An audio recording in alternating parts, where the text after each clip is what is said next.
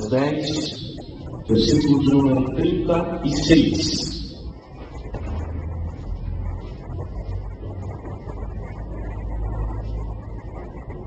Hebreus 10, 36. E diz assim a palavra do Senhor: com efeito, tendes necessidade de perseverança, para que, havendo feito a vontade de Deus, alcanceis a promessa. Vamos ver todos juntos? Com efeito, tendes necessidade de perseverança, para que, havendo feito a vontade de Deus, alcanceis a promessa. Ó Deus, nós já oramos, pedindo que o Senhor falasse conosco, já cantamos. Nessa hora, mais uma vez, nós declaramos que somos tão pequeninos, tão limitados para entender a tua vontade, mas te agradecemos porque temos o teu Espírito em nós, que ele nos ilumine, nos capacite a entender o teu recado. Em nome de Jesus. Amém. Pode ser bom.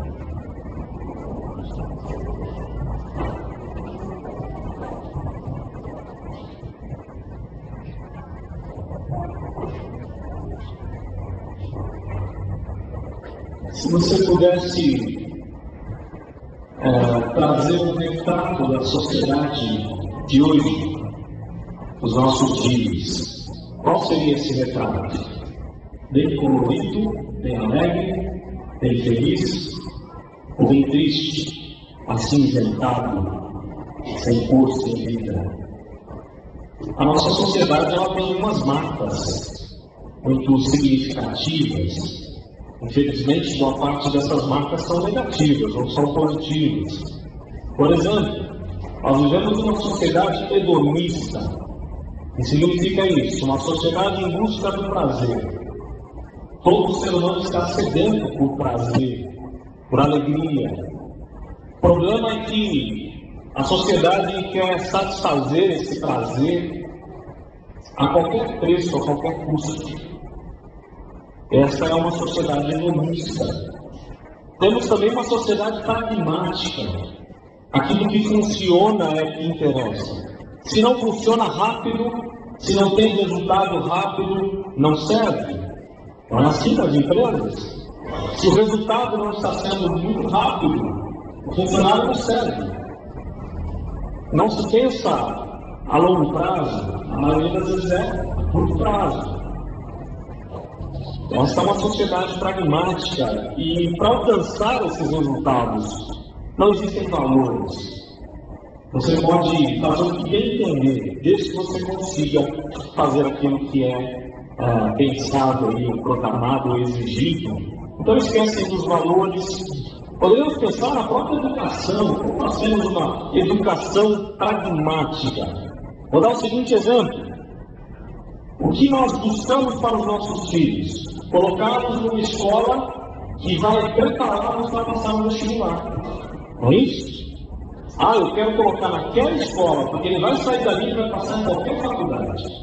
É claro que a gente precisa de que os nossos filhos estejam preparados para prestar o vestibular. Só que o grande problema é que essas escolas não estão interessadas em formar o cidadão. O cara sai de lá bom para vestibular.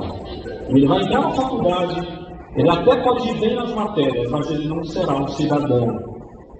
Se a família não trabalhar, se a igreja não trabalhar, ele apenas será doutor na sua área, mas não será um bom cidadão, porque ele não foi educado nos princípios, nos valores éticos, morais e até espirituais que ele poderia ser. Temos uma sociedade relativista, culturalista, ou seja, não há uma verdade absoluta, ou há várias verdades, eu não preciso de uma só. Todos os caminhos levam a Deus, é o que dizem por aí.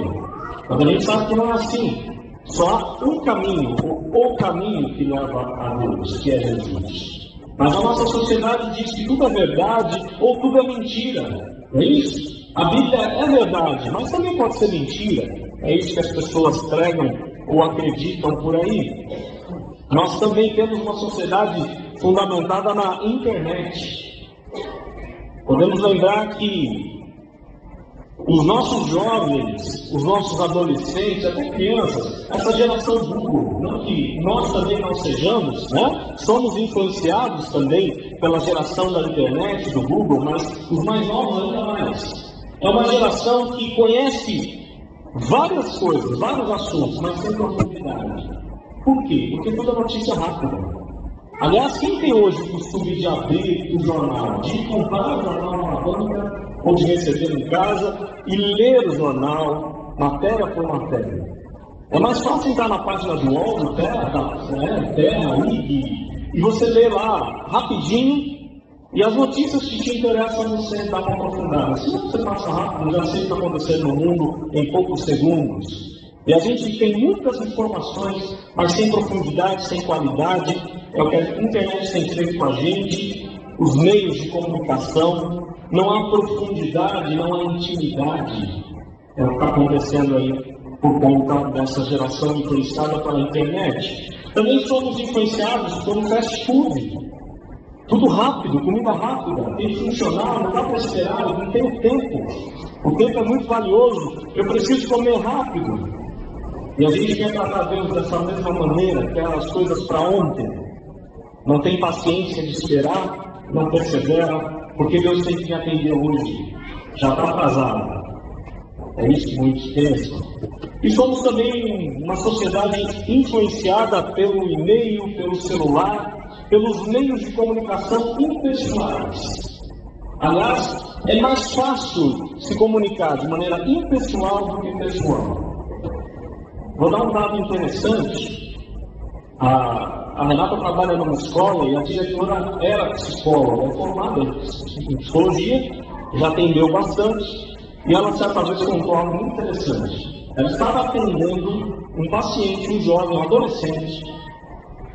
Já era a terceira sessão e o adolescente não abria a boca. Ele estava mudo, ele entrava no consultório dela e estava calado. Daí essa mulher teve a seguinte ideia: eu vou ligar para ele. E na frente dele, ela pegou o celular dela e ligou para o celular dele. E começou a perguntar para ele tudo que ela tinha perguntado antes. E todo o celular na frente dela, ela falou tudo. Tudo que ela precisava ouvir. Tamanho é a dependência que o jovem tem do celular, da internet, do Facebook. Não sabe se relacionar pessoalmente, mas por essas vias é mais fácil. E a gente acreditava, a sociedade toda acreditava que com todos esses benefícios, que essas coisas não são de fato ruins, elas são boas. O problema é que foi levado a um extremo, influenciou demais a nossa sociedade. Nós estamos num ciclo vicioso, nós dependemos hoje de um celular, nós dependemos de um e-mail. Quando há pouco tempo eu não precisava de celular. E a nossa ideia é, vai sobrar mais tempo. O celular vai me deixar com muito mais tempo, o e-mail me deixa com muito mais tempo. Isso não é verdade. Falta tempo para o lazer, falta tempo para dedicar-se mais na igreja, falta tempo para a família, falta tempo para prestar atenção, estudar os valores de Deus, estudar os valores éticos e morais para que a sociedade seja melhor. Nós realmente estamos vivendo num ciclo vicioso muito perigoso.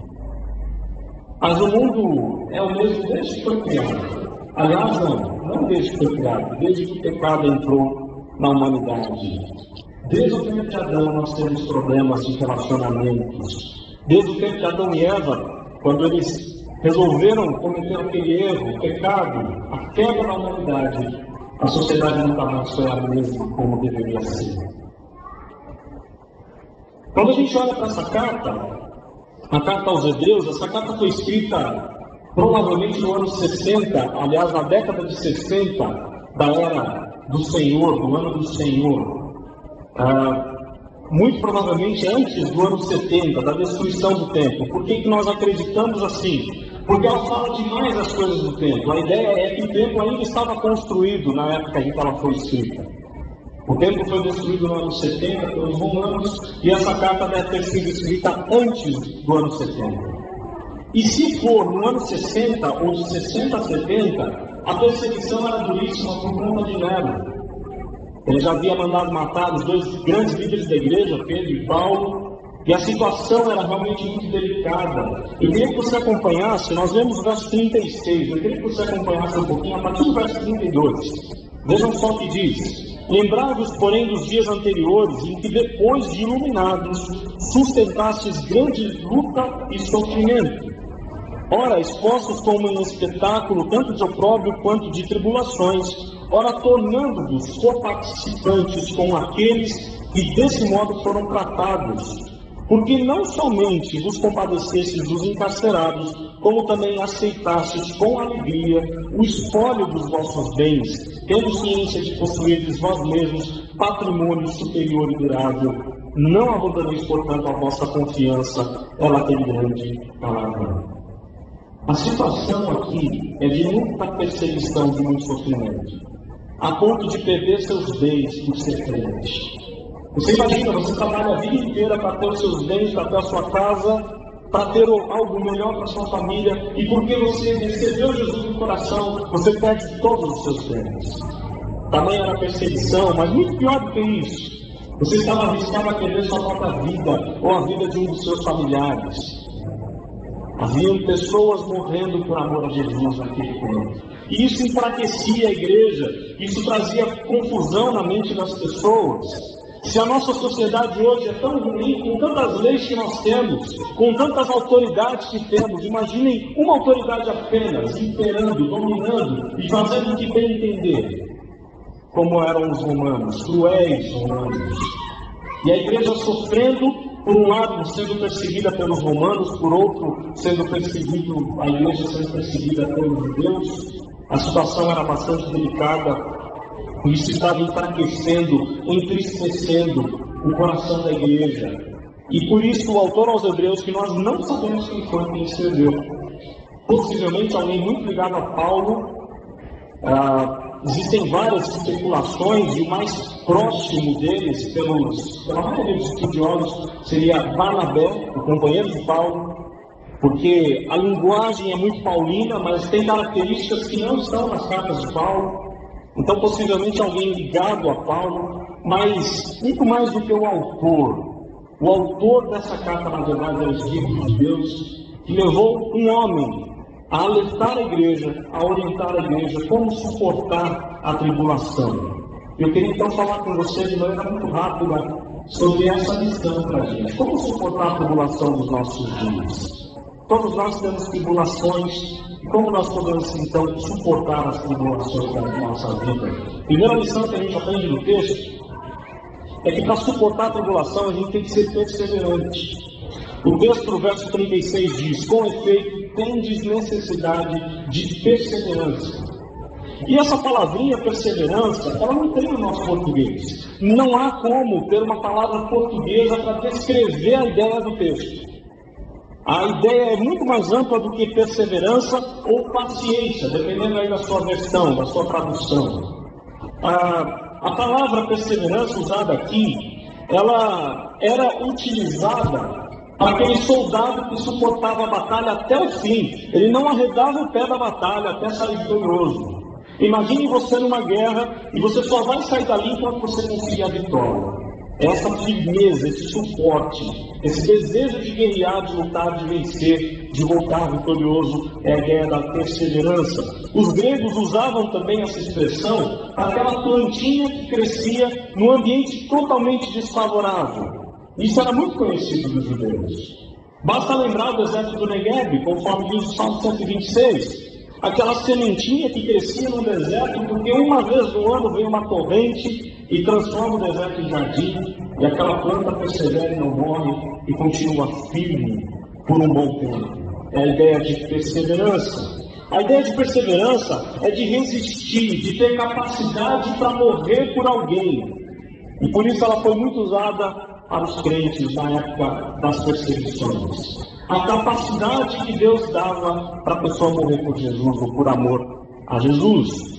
E no Novo Testamento ela aparece 45 vezes.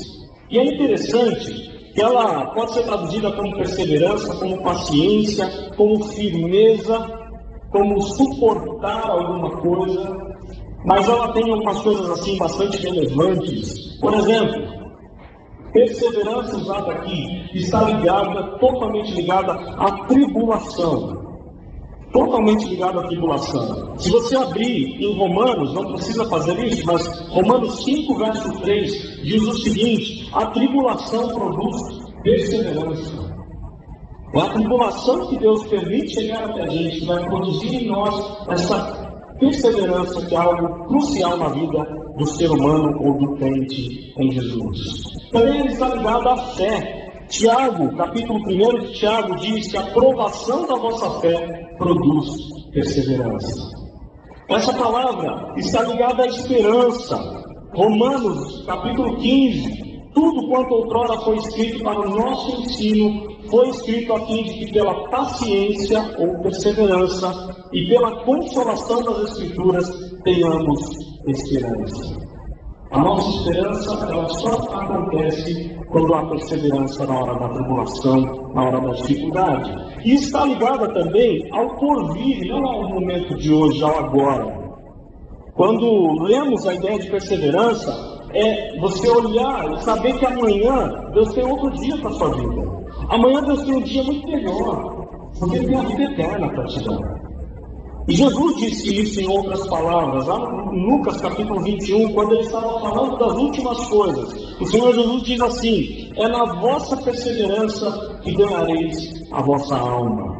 Em outras palavras, o Senhor Jesus está preparando a igreja e dizendo: igreja, vocês vão ter que passar pela tribulação, mas nem um fio da vossa cabeça será perdido. E aí ele cita esse verso com essas palavras: e a vossa perseverança, ou é na vossa perseverança que ganhareis a vossa alma. Em outras palavras, ou para uma outra igreja, ele diz: sede fiel até a morte, da tia coroa da vida.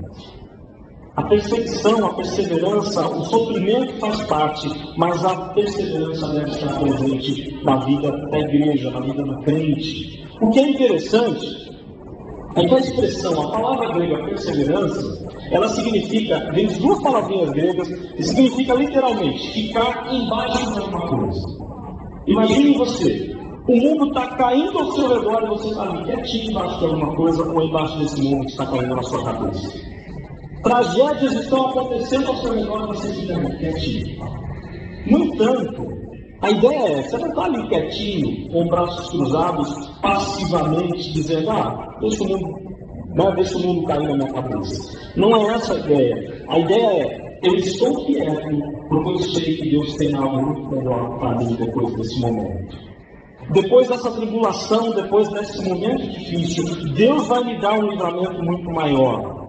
Então ela não é algo assim passivo, ela é algo ativo. A ideia é: Deus vai conceder alguma coisa muito mais especial depois que passar a tribulação. Essa é a ideia de perseverança. E a palavra perseverança, nos tempos bíblicos, ela era tão importante que um homem chamado Crisóstomo, um dos pais da igreja, vejam como ele define essa ideia de perseverança. Ele diz assim: a perseverança é a raiz de todo bem, é a mãe da piedade, é a fruta que nunca murcha, é a fortaleza que nunca é tomada, é o porto que não conhece tempestade, e nada pode abalar, nem o homem, nem o maligno pode tirar de nós a perseverança. Essa é uma das doutrinas mais importantes de toda a Bíblia, a perseverança dos santos. Mesmo com toda a nossa falha, mesmo com toda a nossa limitação, mesmo com todas as nossas dificuldades, nós venceremos. Ninguém pode nos tirar do amor de Deus. Ninguém pode tirar a coroa incorruptível, inacessível, que está preparada nos céus para nós, crentes do Senhor Jesus. Por quê? Porque muito mais do que a nossa perseverança, Deus persevera no nosso lugar. Quando você desiste da vida, quando você desiste de uma situação delicada que você está enfrentando, Deus não desiste de você. E Deus vai até o fim. A grande prova disso, eu queria que você virasse a página da sua Bíblia. Você está no capítulo 10, certo? Nós vamos para o capítulo 12.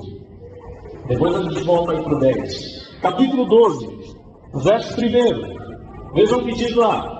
Portanto, também nós, visto que temos a rodear-nos tão grande nuvem de testemunhas, desembaraçando-nos de todo o peso e do pecado que tenazmente nos assedia, corramos com perseverança a carreira que nos está proposta. De novo a palavrinha aqui. Verso 2. Olhando firmemente para o autor e consumador da fé, Jesus, o qual, em troca da alegria que lhe estava proposta, suportou ou perseverou a cruz, não fazendo caso da ignomínia, e está sentado à destra do trono de Deus. Considerai, verso 3, considerai, pois, atentamente aquele que de novo suportou, perseverou, tamanha oposição dos pecadores contra si mesmo, para que não vos fatigueis desmaiando em vossas almas. Por que nós somos mais do que vencedores? Porque Jesus perseverou por nós. Jesus suportou a cruz, Jesus suportou as dores mais difíceis do ser humano, por amor a mim e você. E por conta disso, nós somos mais do que vencedores. Nada pode abalar a igreja, nada pode calar a igreja, nem as portas do inferno podem contra a igreja, porque a igreja está selada pelo sangue de Jesus. A igreja está capacitada porque Jesus suportou todas essas dificuldades para que a igreja fosse mais do que vencedora. A primeira lição que o autor aos Hebreus coloca para a gente é que se você quer, sem dúvida alguma, enfrentar a tribulação, você precisa perseverar. As coisas não são tão simples como parecem ser. Não existe uma receita rápida de ir em lugares milagrosos, de dizer, lá naquele lugar tem aquela oração forte, lá naquele lugar tem aquele profeta, e o que ele fala sobre nós vai acontecer, e os nossos problemas vão acabar. Ou também não existe aquela ideia de que a vida cristã é uma vida sem problemas. Isso é mentira. O Senhor Jesus diz que no mundo nós passaríamos por aflições. Mas tem de bom ânimo, eu venci, ele diz. Em outras palavras, tem de bom ânimo, perseverem, suportem, porque eu suportei e eu venci. E nele nós somos mais do que vencedores. Essa é a ideia que a Bíblia ensina. Para a gente vencer a tribulação dos nossos dias, a gente precisa perseverar. Segunda lição que o texto nos dá no verso 36. Com efeito, tendes necessidade de perseverança, para que, havendo feito a vontade de Deus, alcanceis a promessa. A segunda lição é fazer a vontade de Deus. Perseverar, ter paciência, esperar, suportar, estar firme, mas também fazer a vontade do Senhor. O texto ensina que nós precisamos fazer a vontade de Deus. E como eu vou fazer a vontade de Deus se eu não conheço a vontade de Deus? Qual é o meio para conhecer a vontade de Deus? É a Bíblia, a palavra de Deus. Quem dera a igreja evangélica mundial, não digo nem nacional, pudesse conhecer cada dia mais essa palavra santa, bendita, poderosa, pudesse perceber que essa palavra, quando é ministrada ao coração, quer seja da menor criança, ela faz um barulho no mundo tremendo. Nós não temos como medir o impacto que o mundo terá, porque os nossos filhos estão ouvindo essa palavra, porque os nossos filhos estão experimentando essa vontade de Deus, que é ensinada em casa e na igreja. Nós não temos como medir aquilo que Deus pode fazer no meio da igreja, quando a igreja se prostra em adoração e louvor e submissão à vontade de Deus. Deus pode fazer um barulho tremendo. E é interessante que o texto diz fazer a vontade de Deus. Havendo feito a vontade de Deus, alcancei a promessa. Em outras palavras, é muito interessante que o texto não está dizendo apenas pensar em fazer a vontade de Deus. Também não está dizendo desejar fazer a vontade de Deus. Mas é fazer.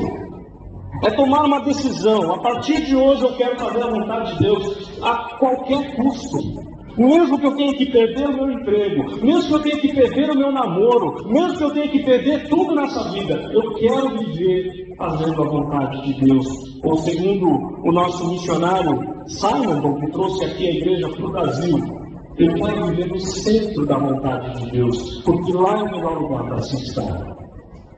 Mesmo que ele tenha que perder convites maravilhosos, mesmo que ele tenha que perder todo o conforto dos Estados Unidos na sua época, ele ainda assim esteve no centro da vontade de Deus. Eu aprendi algo com um dos professores lá do seminário, aliás, que é conhecido também de nossa igreja, o pastor Penelhas. Ele dizia o seguinte: se você estiver num lugar que Deus não quer que você esteja, você vai trazer maldição para a sua vida e para a vida da sua família. Quando você não está no centro da vontade de Deus, você vai fazer maldição para a sua vida. Maldição para os seus queridos. Portanto, fazer a vontade de Deus é algo importantíssimo para alcançar as promessas do Senhor. É fazer também com alegria. Davi, no Salmo 40, ele diz assim: agrada-me fazer a tua vontade. Não é fazer a vontade de Deus assim, que droga, agora eu tenho que fazer a vontade de Deus. Senão Deus não vai me abençoar. Não é assim, Senhor. A ideia é ter alegria nas coisas de Deus, ter prazer nas coisas do Senhor. É saber que eu não vou frequentar tais lugares, eu não vou ingerir algumas coisas que não fazem bem para mim e trazem mau testemunho para o próximo, porque essa é a vontade de Deus para a minha vida. E assim eu vou trazer bênção para a minha vida e para a vida de quem estiver ao meu redor. Eu estava vendo, acho que ontem, passou na TV a cabo uma matéria sobre a tragédia lá do Rio Grande do Sul.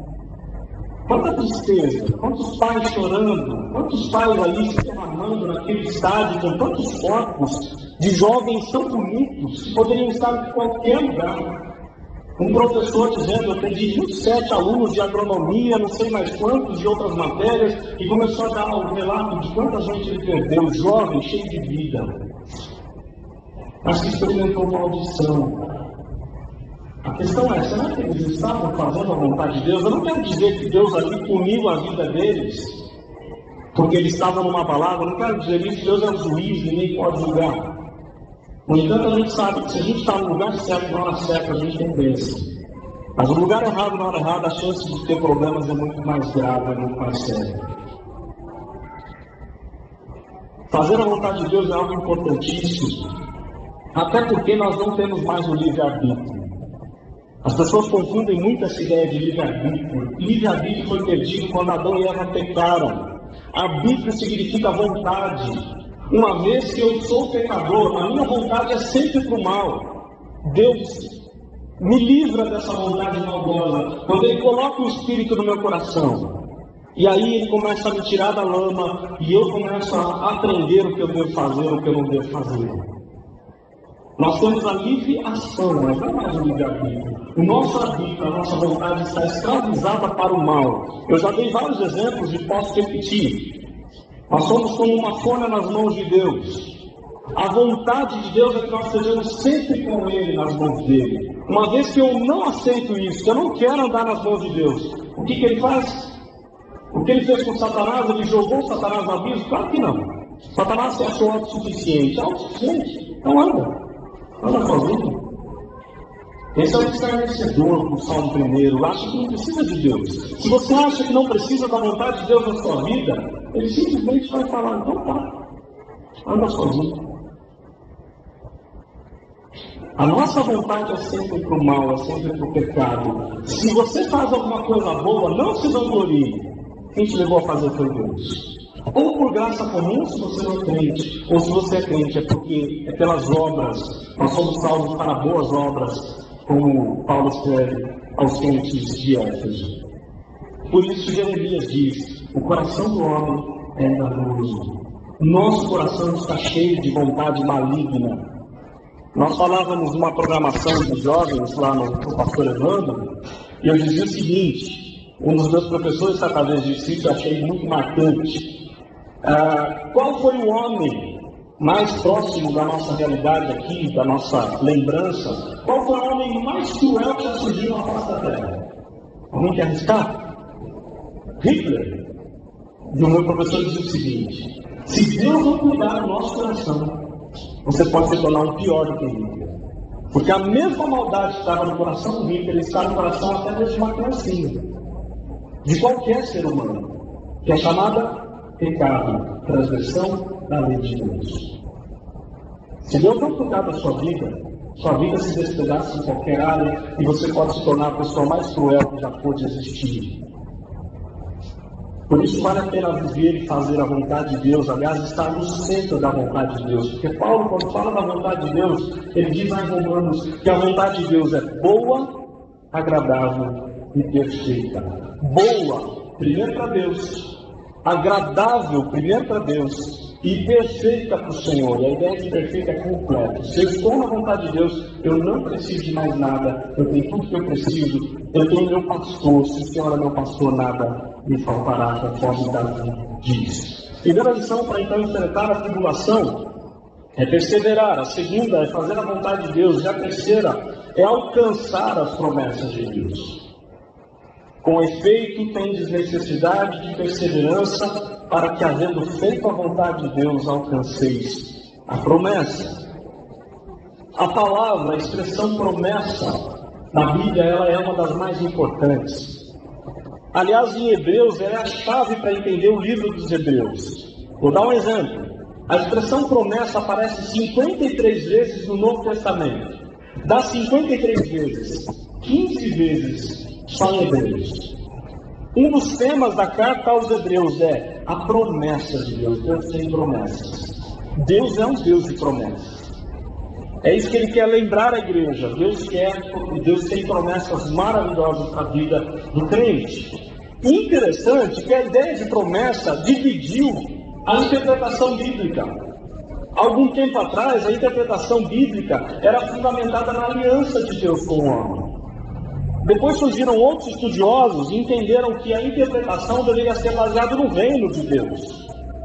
Até chegar um outro estudioso que definiu e fechou o assunto dizendo: é o reino e a aliança, porque é a promessa do Messias. Toda a Bíblia está centralizada na promessa de Deus, a promessa do filho da mulher que esmagaria a cabeça da serpente. O Messias prometido, aquele que iria fazer um divisor de águas no mundo e na nossa vida. Antes de Jesus, depois de Jesus. Interessante é que essa promessa, ela é inquebrável. A palavra promessa, ela dá uma ideia de algo inquebrável, de algo inviolável, como que, se Deus prometeu, Ele sem dúvida alguma vai cumprir.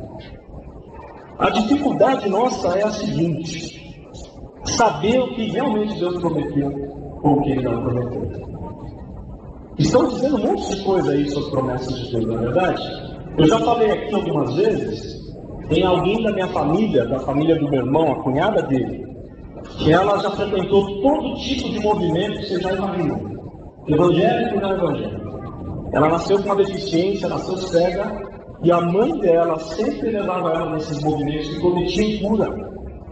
O resultado, hoje ela é uma menina aí de 30, uma jovem de 30 anos, mais ou menos, e ela está totalmente revoltada com Deus. Porque na cabeça dela, Deus é um mentiroso. Deus prometeu que curaria ela da cegueira e ela ainda está cega. Acontece que foi Deus que prometeu? Para a gente saber o que Deus prometeu é a Bíblia. A Bíblia é a base, só as Escrituras nos diz a reforma protestante. Eu não preciso mais de ninguém me falar sobre o que é ou o que não é para ser. A Bíblia já definiu tudo que eu preciso para viver bem, viver ao lado do Senhor. E Deus tem promessas na Bíblia para cada área da sua vida. Aliás, a vida se resume, eu quero terminar falando um pouco sobre isso bem rapidinho. A vida nossa se resume em 3 áreas. A área cultural, o que é isso? O que é cultura? Aquilo que um povo produz, aquilo que nós produzimos. A área cultural engloba trabalho e estudo. Deus tem bênção para você no seu trabalho, no seu estudo, bênção que você nem pode imaginar.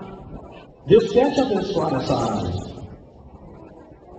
Deus quer te fazer feliz nessa área, desde que você ande conforme a lei do Senhor. Tudo quanto fizer será bem sucedido, se estiver fazendo a lei, nos diz o Salmo 1. Promessa de Deus, tudo que você fizer vai ser bem sucedido, desde que seja na lei do Senhor. Fora da lei do Senhor não tem a promessa de Deus de jeito algum. Então, uma das áreas, a área social, aliás, a área cultural, a área de trabalho e estudo, Deus quer te dar bênção. Mas se você não se dedicar ao estudo, se você quiser passar colando, você não vai ter só um probleminha hoje na sua escola, na sua faculdade. Você vai ter um problema profissional lá no futuro. Se você se dedicar, Deus vai te dar bênção sem medida nessa área. Mas Deus também quer te abençoar numa outra área que você tem, que todos nós temos, que é a área social, o relacionamento com as pessoas, principalmente com os nossos familiares. Deus quer te dar bênção. Deus quer te fazer feliz no seu casamento, Deus quer te fazer feliz na relação com os filhos, Deus quer te fazer feliz com as pessoas que estão ao seu redor. Deus quer te satisfazer nessa área, desde que em tudo você ande temendo ao Senhor, de acordo com a lei do Senhor, conforme diz o Salmo 127, 128, Salmo 1 e tantas outras promessas condicionais que Deus nos dá. Mas Deus quer também te fazer feliz no relacionamento com Ele. E esse é o mais importante, ou a mais importante área da nossa vida. Daí eu volto lá na frente. A nossa sociedade está uma tremenda bagunça, porque ela está sedenta por Deus. As pessoas até têm dinheiro, têm emprego, têm família, mas não têm Deus. Se elas não têm Deus, elas não têm nada. Tudo é vaidade, nos diz o profeta e rei Salomão. A vida sem Deus é uma tremenda vaidade.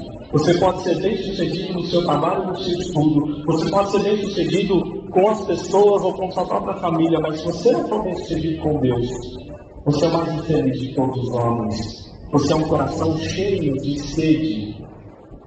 E você vai procurar matar essa sede em coisas que não condizem, que não agradam a você, a Deus, e que podem trazer malefícios à sua vida.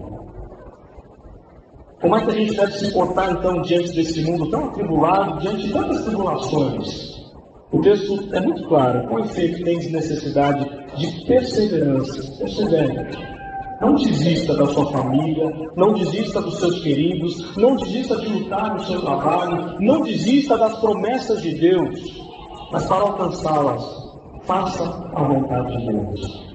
Viva no centro da vontade de Deus, porque nós temos um Deus que pode fazer infinitamente mais do que tudo quanto pedimos ou pensamos. Jovem, não se desespere, não trate o seu relacionamento com quem quer que seja como um fast food, como algo que tem que ser rápido. Não é assim.